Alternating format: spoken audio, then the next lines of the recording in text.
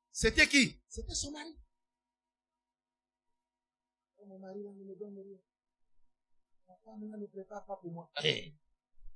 Écoute-moi bien. Alléluia. Tu ne repasses pas ses habits. Amen. Tu vas dire, non, on est en France. Non, tu ne repasses pas ses habits. Tu ne laves jamais ses habits. Tu ne fais rien pour lui. Mais tu veux seulement hein, qu'il te dise, oh, c'est mon anniversaire, il faut me faire un cadeau. Un cadeau en rapport avec quoi? Les habits, c'est lui-même qui repasse. Alléluia. C'est lui-même qui lave ses habits. C'est lui-même, il fait tout.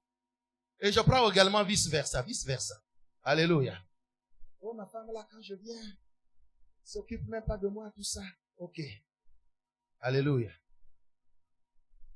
Il n'y a même pas un petit parfum. Surprise, il n'y a rien. Mais quand tu viens, même si tu es fatigué, tu vas préparer toi-même. Papa, je suis fatigué. Dans la cuisine, j'ai déjà préparé. J'ai déjà tout arrangé. Ça y est sur le plateau. Toi-même, va chercher.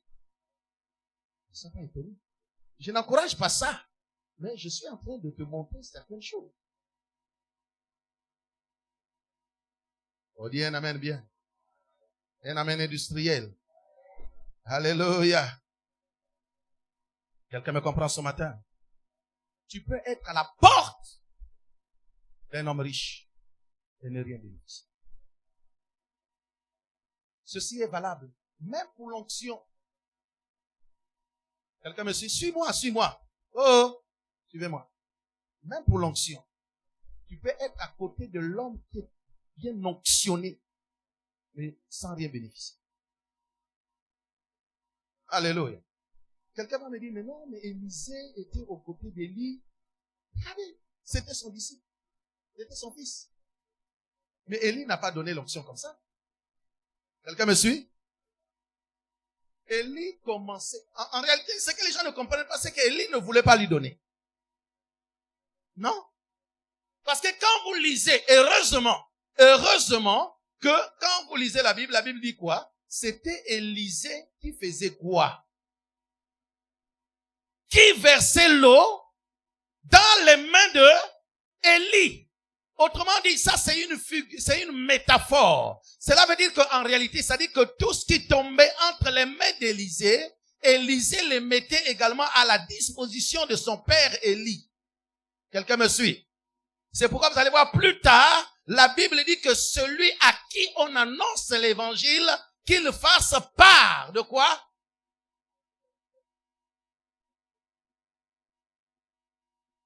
Quelqu'un me suit? Est-ce que ça passe? Mais toi tu dis souvent, il faut que le pasteur prie pour moi. Quand je suis malade, le pasteur, le prophète Thomas n'est pas venu me voir.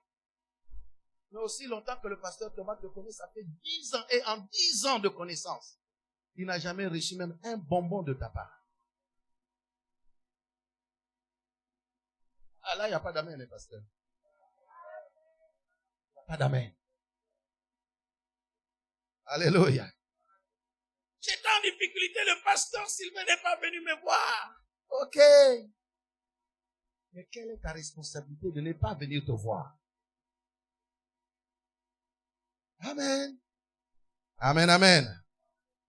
La vie que Dieu nous a donnée, vous voyez, moi je me dis, ça dit que si l'homme riche, qui avait de la richesse, lui il avait de la richesse, mais le pauvre avait la vie éternelle. Mais s'il y avait une compensation entre les deux, ça devrait faire une bonne chose. Parce que c'est pour cela que Dieu, Jésus-Christ est venu. Pas seulement nous donner la vie éternelle, mais il veut également que nous puissions vivre également une vie en abondance. D'abord, qui va commencer sur la terre. Parce que les disciples lui avaient posé la question, mais nous avons tout abandonné. Donc on a abandonné la pêche, on a abandonné nos richesses, on a tout abandonné. Nous t'avons suivi. Qu'allons-nous avoir? Vous connaissez la réponse, n'est-ce pas? Amen, amen. Mais malheureusement, Lazare se contentait de son salut. Le salut, c'est une bonne chose. Mais il faut aussi travailler. Parce que si ton corps n'est pas bon, même là-bas, tu garderas ton identité. C'est pas moi qui le dis. tu garderas ton identité. La vie chrétienne nécessite un équilibre. Ça nécessite j'ai entendu ma fille le dire ici, c'était qui? C'est un équilibre, la vie chrétienne. Ça doit être équilibré. Regardez, c'est pourquoi vous allez voir que ce jour-là, lorsqu'on demandait de l'impôt à Christ, alléluia, César, au temps du César, on a besoin de l'impôt. On dit à Jésus, la vie, Jésus donne la vie éternelle à ses disciples, ils sont là. Ils ont le salut. Amen. Mais ils ont besoin également qu'ils puissent payer quoi? Qu'ils puissent payer l'impôt. Mais ils n'ont pas d'argent. Alléluia. Le maître lui-même, il dit à Pierre, oh Pierre, mais puisque toi tu es pécheur, vous savez, bien aimé, Dieu utilise de fois ce que tu as déjà avant, même de fois ce que tu as dans le monde. Moi, je me suis posé la question, mais pourquoi Jésus n'a pas envoyé Luc? Pourquoi il n'a pas envoyé Matthieu? Mais il envoie Pierre. Parce que Pierre, c'était déjà un pécheur. De par sa vocation, c'était déjà un pécheur. Quelqu'un me suit? Donc, on lui dit, va pêcher. Alléluia. Et quand il pêche maintenant ce poisson-là, il récupère ce qu'on appelle une starter pour pouvoir payer l'impôt. Amen, amen, amen. Donc, ce qui veut dire que Dieu ne nous sauve pas seulement pour que notre âme soit sauvée, notre esprit soit sauvé, mais notre âme aussi doit se rassasier. Je dis bien, ton âme doit également être rassasiée de ses jours. La Bible dit qu'Abraham mourut étant rassasié de ses jours sur la terre. C'est ça, le salut. Alléluia. Je déclare que cette année vraiment, que si tu as des proximités avec des personnes, mais que les portes de ces personnes, les portes de leur cœur s'ouvrent en ta faveur. Non, je croyais que tu allais me donner un amen bien. Je croyais que tu allais me donner un amen gentil.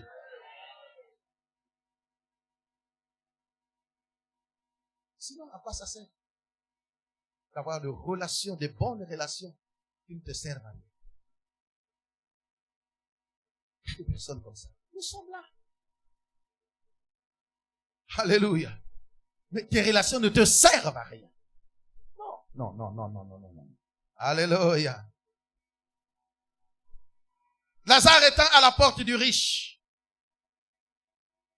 Mais il n'existait pas physiquement dans le cœur de l'homme riche. Vous savez, il y a des personnes, des fois même entre vous,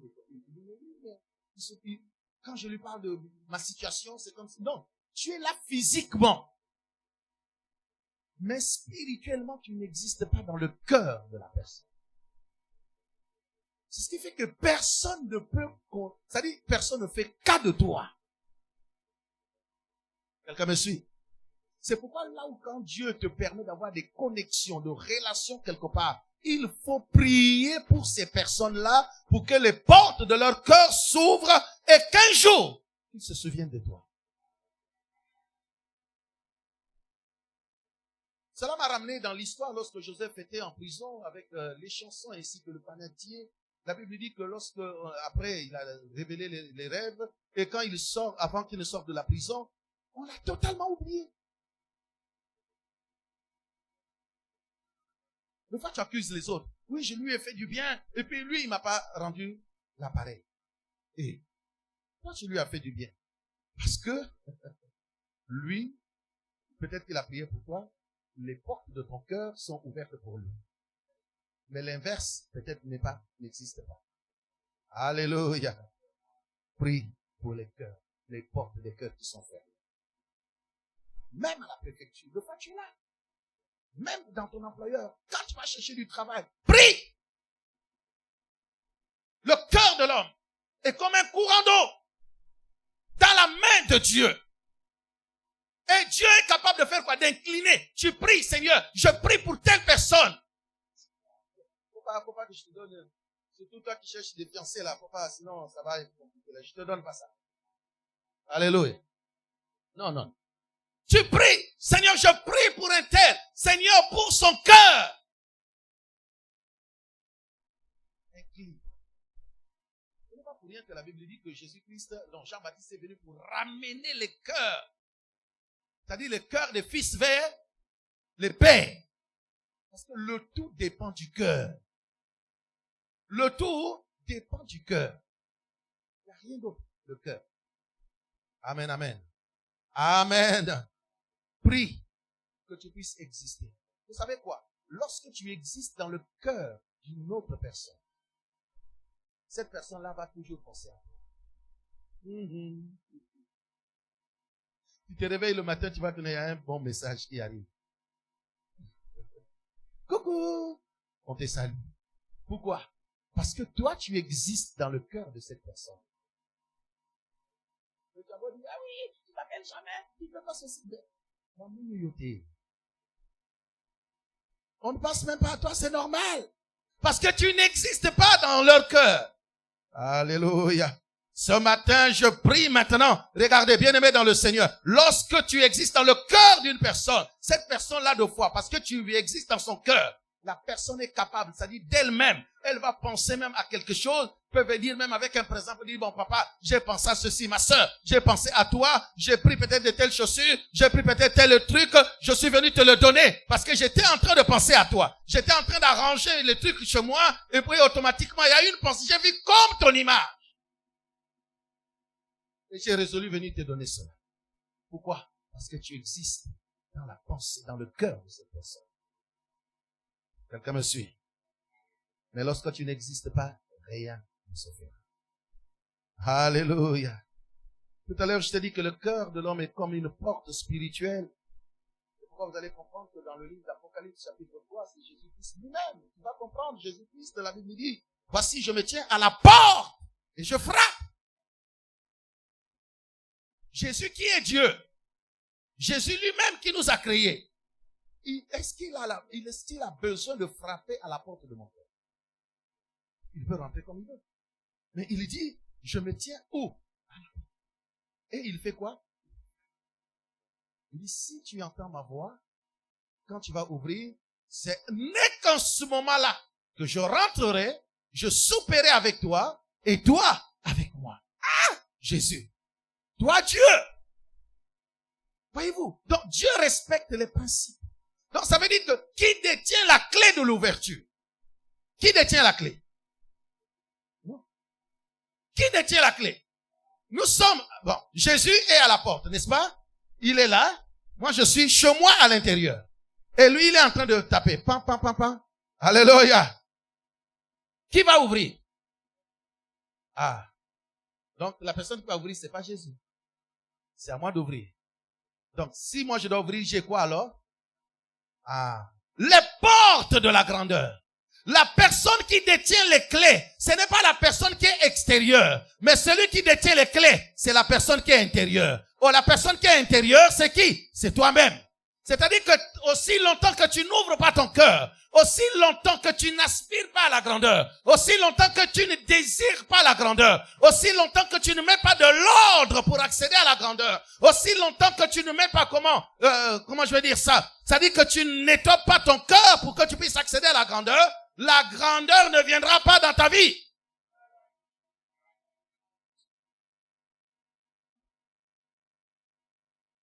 Donne-moi un amen bien. C'est toi qui as les clés. C'est toi qui as. Je donne un exemple très simple. C'est comme une jeune fille qui veut se marier. Tu as les clés pour que, évidemment, que ça se concrétise. Mais si pendant que tu as une promesse et que tu es en train de vadrouiller ici et là, et que ce fiancé-là ou bien cet homme-là entende que non, tu es une vadrouilleuse quelque part. Dites-moi, l'homme-là viendra toujours. Il va faire quoi? Voilà. Donc, ça veut dire que moi, j'ai la promesse, je fais quoi? Je me discipline. J'attends jusqu'à ce que cet homme-là fasse quoi? Vienne. Donc, c'est moi qui ai les clés. Est-ce que je parle à quelqu'un ce matin? Donc, les clés de ta grandeur, c'est toi qui les as entre tes mains. C'est pourquoi ne viens pas accuser quelqu'un. Non, je n'ai pas fait ceci, j'ai échoué, je n'avance pas. Parce que non, si tu n'avances pas, toi-même tu es complice de ta propre vie. C'est toi-même qui es complice, mon frère, ma soeur. Si tu n'avances pas, n'accuse personne. Avant d'avoir les sorciers quelque part, avant d'avoir, je ne sais pas, les personnes, les ennemis qui sont contre toi, regarde-toi d'abord toi-même. Quel a été ton comportement? Quelles sont tes conduites? Quelle est ton attitude? Quels sont les actes que tu es en train de poser? Est-ce qu'ils ont fait que toi-même tu puisses passer à côté de fois de ta grandeur? N'accuse pas personne. Tu pourras accuser des personnes lorsque tu as été correct avec Dieu et avec les hommes. Quelqu'un me suit? Et en ce moment, tu vas dire, non, comme Job. Parce que vous savez, Job, j'aime bien Job. Parce que Job, il dit, quand Job fait son examen, il dit, mais j'ai été correct. Moi, j'ai marché comme ça, j'ai fait ceci, mais je ne vois pas pour quelle raison Dieu m'a frappé. Là, en ce moment, tu peux chercher des sorciers, tu peux chercher quelle est la personne qui est en train de venir nuire ta vie. Mais si ce n'est pas cela, si toi-même tu sais que non, tu ne marches pas correctement comme il le faut, toi-même tu ne crains pas Dieu, toi-même tu n'obéis pas à la parole de Dieu, et que lorsque les choses ne marchent pas, tu dois t'en prendre à toi-même. Dis à quelqu'un, tu dois t'en prendre à toi-même. Ah, dis, tu dois t'en prendre à toi-même. Alléluia. Tu dois t'en prendre qu'à toi-même. À toi-même. C'est pourquoi la Bible dit, aujourd'hui, si vous entendez sa voix, n'endurcissez pas vos cœurs. Si tu as compris que ta grandeur dépend de toi, alors ce matin, tu ne vas pas endurcir ton cœur. Tu veux prospérer dans ton commerce. Tu veux prospérer dans ton mariage. Il y a une prospérité. Bien aimé, même dans le mariage, il y a une prospérité. Quand vous voyez, il y a des personnes, de fois, il ne suffit pas seulement de se marier. Tu peux te marier et ne pas prospérer dans ce mariage. Combien de personnes, de fois, ils disent, ah, j'aurais dû rester seul. Et les Français disent que non, vaut mieux être seul que d'être mal accompagné. Il y a des personnes. Tu es marié, mais c'est comme si tu n'es pas marié. Tu es marié, mais c'est toi-même qui fais tout. Tu es marié, mais c'est toi-même qui paye la maison. Il n'y a pas... Comment? C'est quoi ce mariage? Donc, en fait, tu fais les mêmes choses comme si tu étais seul.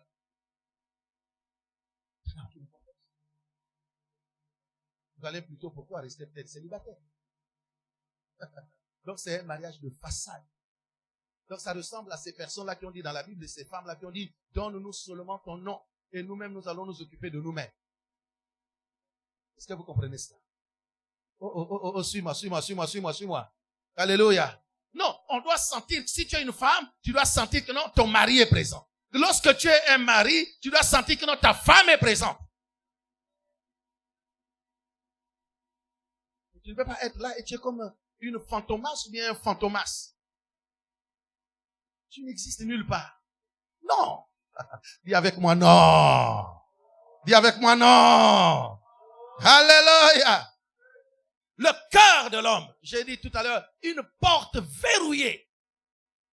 Il faut savoir déverrouiller. J'aime bien cette femme, bien qu'elle était bizarre. Delilah, la femme de Samson dans Juge chapitre 16. La Bible dit que comme elle savait que le cœur de Samson était verrouillé, elle a insisté. Mais d'où te vient la puissance, le pouvoir? Hein, mon mari, Samson, comment tu fais? La force que tu la détiens d'où? Premier jour, Samson ne dit rien. Deuxième jour, il ne dit rien. Les jours passent, il donne des énigmes. Personne ne peut... Alléluia. Personne. Jusqu'à ce qu'un jour, elle a fini par obtenir ce qu'elle voulait. Samson lui dit non. Alléluia. Ce jour-là, Delilah a changé de stratégie. Pendant que Samson était assis, Delilah a pris sa tête, il l'a posée sur la cuisse. Oh Dieu. Je ne rentre pas dans le prophétique. Il a posé sur la cuisse. N'est-ce pas, prophète? Et puis maintenant, Samson dit, tu sais, ma chérie, c'est seulement en tant que je dis. Surtout ne répète pas ça à d'autres personnes. Tu sais que si on me coupe les cheveux, je perds ma force. Et Delilah, là où elle faisait semblant de dormir, elle dit, bingo! Yes!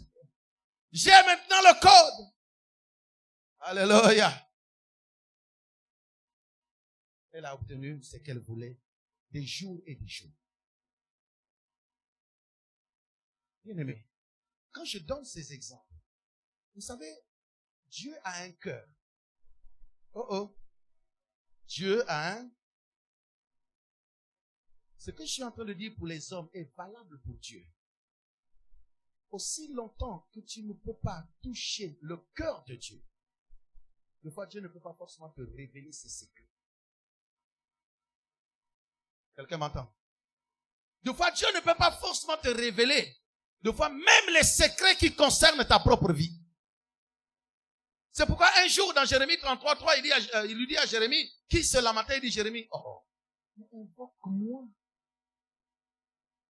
Mais dans l'invocation, non, je sais pas, j'ai pas envie de m'éparpiller, mais dans l'invocation, il y a plein de choses. Quand je dis invoque-moi, il n'y a pas que seulement la prière. Parce que l'invocation, c'est quoi? C'est l'appel à la prière. Mais lorsqu'on parle de la prière a différentes formes. Je dis la prière a différentes formes. Peut-être que toi, tu connais qu'une seule forme de prière. Mais la prière a différentes formes. Il y a la prière de requête. Il y a la demande. Il y a l'intercession. Il y a le combat. Il y a plein de formes de prière. Mais il y a des prières aussi silencieuses. Mais il y a des prières qu'on appelle aussi des prières de présent. C'est-à-dire que je ne dis rien. Je ne prie pas, mais je me présente seulement avec mes présents. Ce n'est pas moi qui parle, mais ce sont mes présents qui vont parler à ma place. Ça, c'est la prière de Anne. Ce jour-là, elle refuse. Elle dit, non, j'ai tant pleuré pour avoir Samuel. Désormais, je ne pleure plus. Cette fois-ci, je monte à Silo. Mais je fais quoi? Je pars seulement avec mes présents. Quand mes larmes vont seulement couler, mes présents parleront à ma place.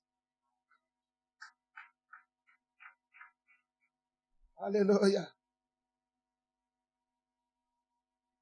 Quelqu'un me comprend ce matin? Il doit savoir déverrouiller aussi le cœur. Nous pouvons prier ensemble dans une même église. Mais vous allez voir, il y a des personnes qui vont vite. Il y a des personnes qui reçoivent facilement. Il y en a d'autres qui ne reçoivent pas forcément. Quel est leur secret? Et c'est comme ça que nous devenons jaloux de voir des uns et des autres. Alléluia. Mais l'autre a un secret. Mais le secret, là, toi, tu ne le fais pas. Mais lui, il utilise ses secrets et il avance. Amen. Amen. Et un dernier élément que je vais peut-être donner avant de terminer.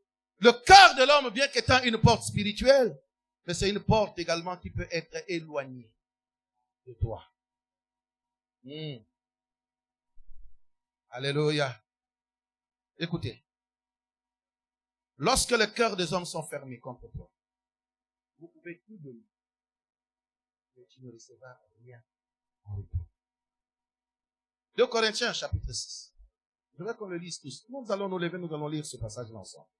2 Corinthiens 6, 11. On va lire ensemble. C'est Paul qui est en train de parler. Est-ce que nous pouvons lire ensemble? Je te laisse faire la lecture. 1, 2, 3.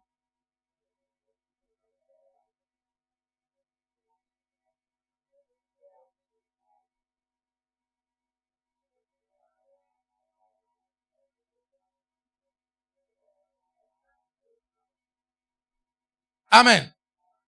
On me remet le passage, je vais lire. Paul est en train de dire ceci. Notre bouche s'est ouverte pour vous, Corinthiens. Notre cœur s'est élargi. Vous pouvez vous asseoir. Vous n'êtes point à l'étroit au-dedans de nous, mais vos entrailles se sont rétrécies. Eh, Paul. Le grand Paul. Moi, je croyais. Ça, c'est le deuxième élément. Bon, il y en a plusieurs. C'est là que j'ai découvert. Paul aussi se plaignait. Grand apôtre. Mais Paul aussi il est en train de s'adresser au Corinthiens. Moi, Paul, prédicateur, il n'est pas seul, il est avec son équipe. Il dit, notre bouche s'est ouverte pour vous, les Corinthiens. Notre cœur s'est élargi pour vous. Mais vous les Corinthiens, vos entrailles se sont rétrécies. Wow. Ça veut dire qu'en réalité, Paul voulait dire ceci. De par sa bouche, il a annoncé l'évangile. De par son cœur, c'est-à-dire qu'il a porté les fardeaux des Corinthiens dans son cœur. Mais en retour, les Corinthiens, c'est-à-dire les Corinthiens, on dit, leurs entrailles se sont rétrécies. C'est-à-dire que les Corinthiens, eux, n'avaient d'égard pour Paul. C'est-à-dire qu'ils ne pouvaient même pas le soutenir, ils ne pouvaient même pas prendre soin d'eux. Quand vous lisez les paroles de Paul, quand vous lisez un peu plus tard, il a dit, il y a une église dans laquelle il a fait la distinction. Il dit, l'église de la Macédoine, bien qu'étant dans sa pauvreté, c'est cette église qui a pourvu pour Paul. Mais l'église de Corinthe, les entrailles étaient comment, hein? Quelqu'un me comprend? Il y a des fois des personnes. C'est pas, j'ai dit tout à l'heure, il faut prier pour les cœurs des personnes. Même quand tu aides une personne, il faut savoir prier pour son cœur. Ce n'est pas parce que tu as aidé la personne qu'il va y avoir un retour automatique. Non! Si le cœur de la personne là, ou bien si les entrailles de cette personne là se sont rétrécies, tu ne recevras rien. Nom de Dieu. Nous faisons beaucoup pour les âmes. Nous aussi, on doit prier pour que leurs entrailles ne se rétrécissent jamais. Parce que si vos entrailles sont rétrécies, alléluia, vous ne pouvez pas aussi nous bénir. Et c'est pourquoi on voit dans les églises, les fidèles aiment quand les pasteurs les bénissent, mais ils n'aiment pas bénir leur pasteur. Amen. Qui a déjà béni leur pasteur ici? Je ne parle pas forcément de moi, les hommes de Dieu. Qui a déjà béni ici? Lève ta main. Même si il y en a qui vont me dire, oui, pasteur, quand la main droite donne, la main gauche ne doit pas savoir. Non. Là, on est en prédication. Lève ta main. Qui a déjà béni? Qui a béni? 3 mains, 4. Amen. Amen. Il y a celui qui est à côté, tes entrailles se sont rétrécies. Dis à quelqu'un, tes entrailles se sont rétrécies. Les entrailles des Corinthiens étaient rétrécies malgré le fait que la bouche de Paul était ouverte et que le cœur de Paul était élargi pour le recevoir. C'est-à-dire, les gens m'ont dit, mais comment il pouvait élargir son cœur? Mais oui, vous savez, les conducteurs spirituels, ils ont un cœur large. De fois, ils vous supportent. Amen. Ils supportent de fois vos défauts, vos manquements. Ils supportent tout de fois de vous. Mais vos entrailles. Quand tu as les entrailles rétrécies, c'est là que vous allez voir que dans l'église, il suffit seulement qu'un pasteur commette une petite erreur.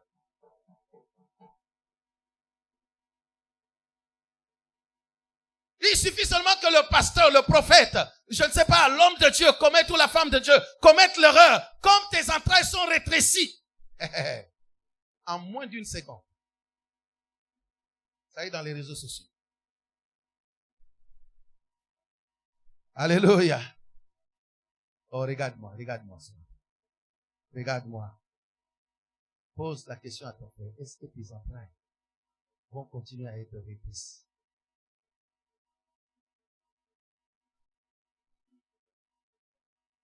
Je te demande de poser la question, tu ne veux pas poser la question. Est-ce que tes entrailles vont continuer à être rétrécies? Ma sœur, comme tu es là, est-ce que tes entrailles vont être rétrécies? Alléluia. C'est ce que j'ai commencé à dire dès le départ. Je ne parle pas forcément pour les hommes de Dieu, non. Mais je parle même entre toi. Comment comprendre de foi? Même dans une famille biologique. Tu as quelque chose, c'est pour toi. C'est pour toi. C'est pour toi. Tu vas cacher. Tu vas même te cacher dans la chambre. God. Pour fuir qui? Ton petit frère, ta petite sœur. Tu vas manger dans la chambre. Il suffit seulement que quelqu'un ouvre la porte.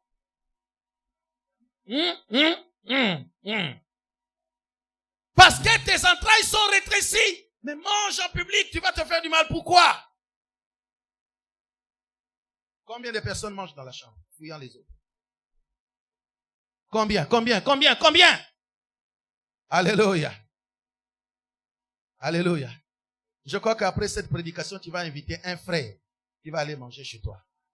Je crois qu'après cette prédication, tu vas inviter une sœur qui ira manger avec toi, même au restaurant ou bien même chez toi. Si tu n'as pas l'argent pour le restaurant, tu vas l'inviter, il va aller manger chez toi ou elle va manger chez toi. Oh, donne-moi un amen bien, donne-moi un amen bien. Un amen gentil. Acclame Jésus. Alléluia. Paul était prédicateur, était un apôtre, mais c'était aussi un homme. Et si Paul parle de ces choses, et combien de fois nous également? Nous sommes aussi des hommes, n'est-ce pas? Alléluia. Nous sommes des hommes. Pourquoi tu nous fermes tes entrailles? Est-ce que tu penses que non, nous avons besoin que de manger le spirituel, pasteur? Non! Non! Alléluia. Faut pas que ton cœur soit à l'étroit. Vous savez, il y a des personnes, vous savez même, il y a des personnes, je donne juste, il y a des personnes de foi pour qui, lorsque les hommes de Dieu prient, ce n'est pas par favoritisme, c'est juste, simplement, il y a des personnes qui peuvent prier. Vous savez, nous avons l'habitude de prier. Quand on prie pour toute l'église. Mais il y a des noms qui peuvent revenir assez souvent. Pourquoi? Parce que des fois, ce sont des noms qui se distinguent par leur façon de faire. Et même toi, dans ta propre vie, ce n'est que normal. Quelqu'un me suit? Quand tu pries, tu vas voir que, même quand tu vas prier pour les personnes, tu vas voir que non, il y a tel nom. Deux fois, tu n'as pas envie de citer tel nom, 2 fois, même 3 fois dans ta prière. Mais le nom là va revenir. Dieu va te l'imposer. Pourquoi? Parce que c'est un nom. Le nom de la personne là, quoi? Ça dit que les entrailles de cette personne-là sont totalement ouvertes pour toi. Et donc, Dieu va t'imposer pour que tu continues à prier pour cette personne. Mais si toi, tu es fermé, tu vas rester dans la foule. Tu vas rester quoi? Dans la foule. Dis, à part cette année, je ne reste pas dans la foule. C'est pourquoi je t'ai dit, il faut chercher à accéder dans les cœurs. Pasteur, nous aussi, on doit prier pour que nous puissions accéder dans les cœurs des fidèles. Parce qu'il y a des fidèles terribles. Tant qu'on ne rentre pas dans leur cœur, c'est compliqué. Alléluia. Alléluia. Actes, chapitre 16, 14 à 15.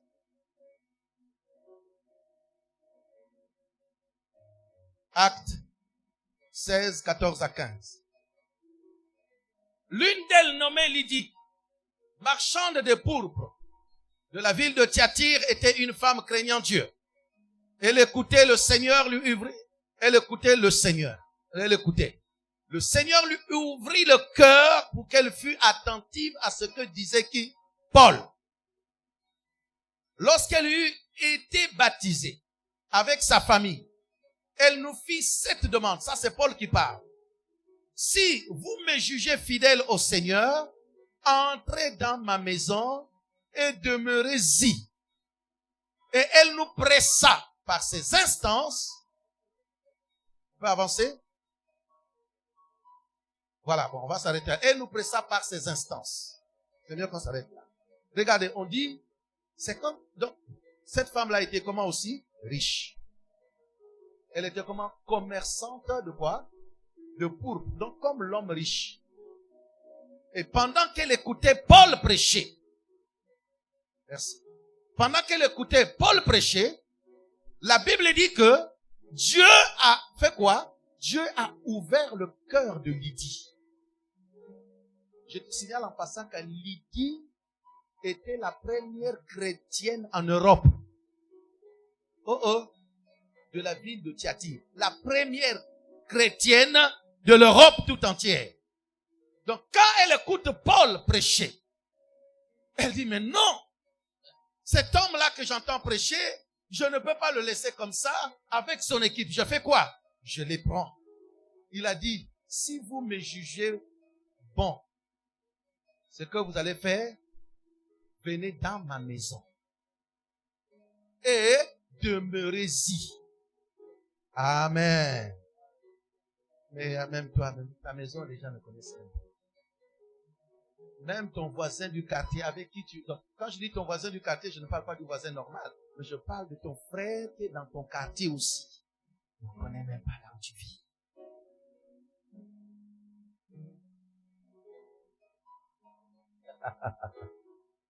Alléluia. Même ton frère qui est voisin, ton voisin proche du quartier, tu ne connais même pas. Tu dis seulement, j'habite là. Et même l'immeuble que tu montres là, c'est pas ça. Parce qu'une fois, j'étais avec ma fille, on était quelque part. Parce qu'elle se reconnaît, elle connaît cette histoire-là, n'est-ce pas? Si, on était quelque part, on était sur Paris. On dit, non, j'habite là. On arrive là, ce n'est plus là. C'est là, c'est là. Ah! Jusqu'à ce qu'on était fatigué. On dit, bon, laisse tomber, nous, on est fatigués. Alléluia.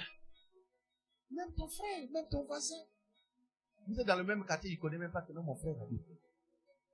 Et si un jour il y a un problème, la première personne à venir chez toi, vous êtes voisin, ça sera ton frère en Christ.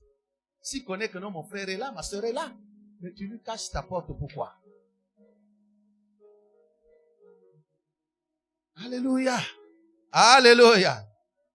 La Bible dit que Lydie, elle a dit à Paul et sa délégation, dit non, non, non, non, non. Elle l'écoutait. Bien aimé. Écoutez, moi j'ai l'habitude de dire, écouter ne veut pas dire comprendre. Tu peux écouter et ne rien comprendre. Mais l'écoute selon Dieu, c'est l'écoute, comprendre et mettre en pratique. Quelqu'un me suit? Tu as écouté, tu as compris et tu mets en pratique. Mais lorsque tu as écouté, c'est-à-dire que tu as entendu et tu ne mets pas en pratique, ça veut dire que tu n'as rien fait. Lydie, elle écoutait Paul. Elle était touchée. Elle a dit, cet homme-là, je l'appelle chez moi dans ma maison. Comme elle avait une grande maison aussi, même si la Bible ne le dit pas parce qu'elle était commerçante, Paul et sa délégation sont partis là-bas. Mais en ce moment, quand ils rentrent, ça veut dire que Paul et sa délégation ont eu droit à quoi? Ils ont eu droit à ce que la dame avait dans la maison. C'est pas ça? Alléluia. C'est pourquoi je dis qu'aujourd'hui, en tout cas si tu pars seul, que Dieu te visite. Je dis si tu pars seul, après avoir écouté une telle parole, que Dieu te visite sur ton chemin. Alléluia. Tu ne peux pas laisser les autres à la porte. Ce n'est pas normal. Tu ne peux pas les laisser à la porte. C'est comme dans Actes, si je ne me trompe pas, Actes chapitre 16, la Bible dit qu'il y avait un homme, un boiteux, qu'on a mené à la porte de qu'on appelait Label, Acte 3. Le boiteux. Qui était où? À la porte. Mais la guérison était où? À l'intérieur. Sa grandeur était où? À l'intérieur. Mais quelqu'un va me dire, mais pasteur, il a reçu la guérison, il n'était pas à l'intérieur. Mais oui, mais c'est parce que les hommes qui venaient pour aller à l'intérieur ont eu compassion de lui. C'est comme ça qu'il a eu obtenir sa grandeur. Sinon, il allait rester des années et des années. Alléluia. Quelqu'un me suit? Nous sommes arrivés à la fin. Tu as compris quelque chose ce matin? Les portes du cœur. Bien-aimé, ouvre les portes du cœur. À ton frère. Choisis-toi. Lève-toi. Nous sommes debout. On a fini. Lève-toi. Choisis 3 personnes. Choisis 3 personnes et dis-leur, je t'ouvre les portes de mon cœur. Je ne parle pas dans le mauvais sens. Hein. Au pas, non, le pasteur a dit comme ça on devient fiancé. Ce n'est pas dans ce sens-là. C'est les portes du cœur normal.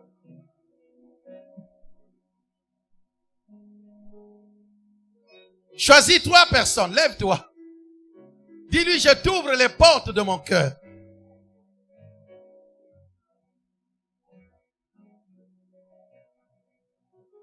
Est-ce que tout le monde l'a fait? Est-ce que tout le monde l'a fait? Est-ce que tout le monde l'a... Ne fais pas... Non, ne t'adresse pas seulement aux mêmes personnes que tu connais. Des personnes que tu ne connais pas. Va leur dire, mon frère, ma soeur, je t'ouvre les portes de mon cœur. À partir de ce jour, je t'ouvre les portes de mon cœur.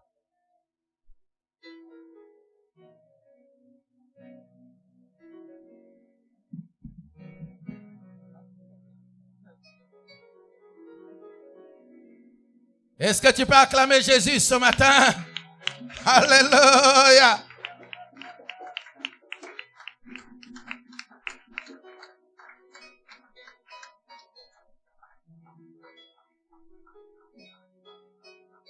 Ouvre les portes de ton cœur ce matin. Les portes de nos cœurs doivent être ouvertes. Alléluia. Nous sommes des bénédictions les uns pour les autres. Je voulais nous exhorter ce matin au travers de ces paroles parce que nous voulons que l'Église change de physionomie. Vous irez dans le monde, vous allez voir que ceux qui sont dans la sorcellerie, même s'ils font semblant le jour, mais la nuit, ils sont solidaires. Vous allez voir même le jour, ceux qui sont dans l'occultisme, vous allez voir qu'ils sont totalement solidaires entre eux. Il n'y a que nous, les chrétiens. Et pire encore, les chrétiens, même de fois de la même église, qui se comportent d'une autre manière. Comment voulons-nous obtenir des grandes victoires aussi longtemps que nous sommes divisés les uns les autres? Ouvre les portes de ton cœur à ton frère. Ouvre les portes de ton cœur à ta sœur. Et surtout, ouvre les portes de ton cœur à ton église. Alléluia. Tu viens prier dans une église, mais les portes de ton cœur sont fermées. Comment peux-tu prier dans une église, mais les portes de ton cœur lui sont fermées? Ce matin, nous voulons déverrouiller cela. Nous voulons déverrouiller les portes de ton cœur pour ton église. Alléluia. Lorsque les portes de ton cœur pour ton église sont déverrouillées, en ce moment-là, tu ne raisonnes pas. Lorsque l'église est dans le besoin, tu vas commencer à réagir sans raisonner, sans réfléchir. Alléluia. Nous allons prier. On va prier au moins pendant 5 minutes. D'abord, tu vas commencer à prier pour ton cœur. Tout le monde, nous tous, nous allons prier pour nos cœurs. Commence à élever ta voix. Tu vas prier pour ton cœur. Des fois, peut-être que même ton cœur était fermé quelque part. Je ne sais pas pour quelle raison. Tu pries pour ton cœur. Élève ta voix. Élève ta voix. Élève ta voix. Élève ta voix. Je vais entendre des voix qui montent ce matin. Élève ta voix. Même les chantres qui sont derrière moi, je vais entendre des personnes prier. Des fois, vous êtes entre vous-même les chantres, mais les chantres, des fois, il n'y a pas de complicité. Et ça se ressent même au niveau de foi lorsque vous faites le service. On sent de fois qu'il n'y a pas de complicité. Si vous ne vous portez pas dans le cœur, même les chants ne monteront pas. Élève ta voix là où tu es. Vous êtes au protocole, mais vous avez des dissensions. Vous êtes à la sécurité. Des dissensions. Vous êtes là responsable, mais vous êtes en dissension entre vous. Comment voulez-vous que ça monte?